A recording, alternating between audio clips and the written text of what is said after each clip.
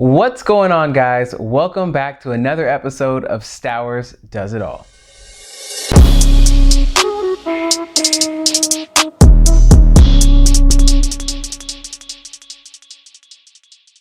Today it's going to be a little bit different. I'm still going for a run, but this time I want to highlight one of the things that's most important about a run: your shoes. That's right, I said it, your shoes. You can have the best dietary plan, the best leg day at the gym, the most swagged out moisture wickening shirt. But the bottom line is, the best way that you can take care of yourself is to get a good pair of shoes. So before we go any further, this one gets a special shout out. This one was actually sponsored by my wife's grandma. Or in other words, my mother-in-law's mom. Or in other words, my suegra's mom. For the sake of conversation, we're gonna be calling her Gram Swags. So if you saw my last couple videos, I've been trying to make it work with the same New Balances that I've been holding it down with for the longest time. Ran those bad boys past their limit, they gotta go.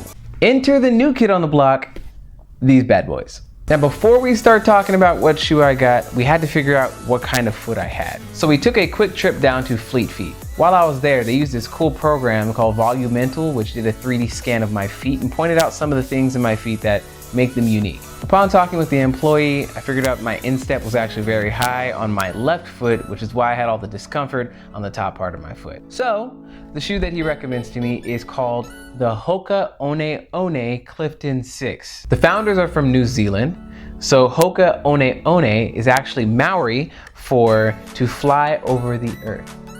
Makes sense because these shoes literally feel like you're walking on clouds. The shoes feature a special kind of material at the bottom, which gives it an all-around cushioning feel, so every step that you take during the run doesn't quite feel the same way that it would in any other shoe. The shoe is cushioned at the bottom with a patented material, which makes every step on the run feel like you're walking on literally marshmallows. Some people don't like this feel. I personally love it. These shoes are tailor-made for walking on man-made hard substances like concrete, which is what I run on. We're gonna be giving these bad boys a test to see how they do. I'm very used to running in a stiff shoe. The New Balances that I've been running in for the past 500 miles or so are a very rigid shoe. So I wonder if it's gonna be a weird transition going from a super rigid shoe to a shoe that some runners classify as ultra squishy. We're gonna try to shoot for my median running range, which is somewhere between 3 miles and 4 miles. I feel that's fair. Pause. Now before we start the run, I want to give you guys a chance to hit that subscribe button, guys. I want to try to get to about 300 or so before August is over. But enough advertising. Let's get on with it.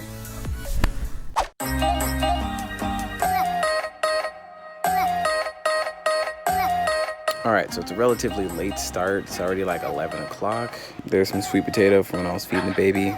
Dad life, I don't even care anymore. Let's not wait any longer. Let's get it going. By this point in the run, on my other shoes, my feet would be talking to me. Nevertheless, feel great. Only plan to pause for 15 seconds. It's slowing down my average. I gotta go.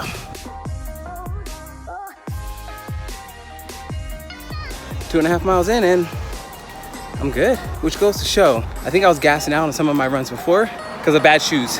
So if you're getting into running, get a good pair of shoes. Let's go.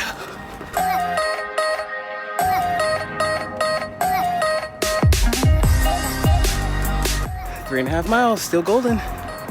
So I'm gonna take another route just because I'm not tired yet.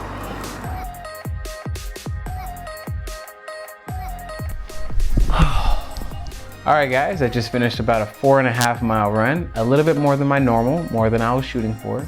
I think that's due to the fact that I just had a comfortable run.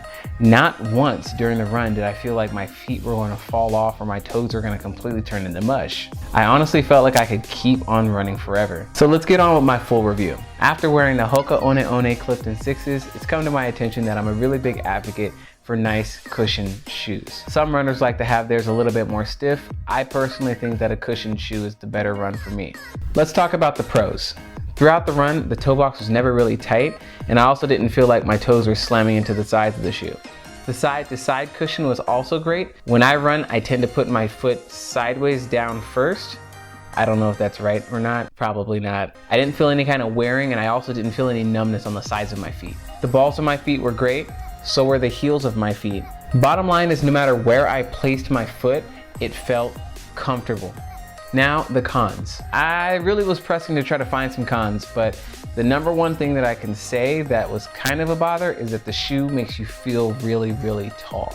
I imagine if you have weak ankles or if you're running on an uneven surface, these might not be the best shoe because they may feel like you may topple over left and right. But the pro to that con, if you're a short person, you're gonna feel really tall. Limited colorways, but again, this is me really stretching. I really don't have many complaints about the shoe aside from the height that it gives you. Overall, if we're giving it a Stowers foot rating, I would give it a 9.5 out of 10, just because of that wobbling feature. And there you have it, guys. That is my review of the Hoka One One Clifton 6s. I hope you guys liked this video. Please make sure that you guys hit the subscribe button and also hit the notification so you guys can stay up to date on all my future videos. And just to call you out one more time, a lot of you guys are not yet subscribed. What's up with that? Last but not least, if you want to see the run that I did, this whole run was available on Strava. So check that out, give me some kudos, let me know that you saw it. Till next time, guys, see you then.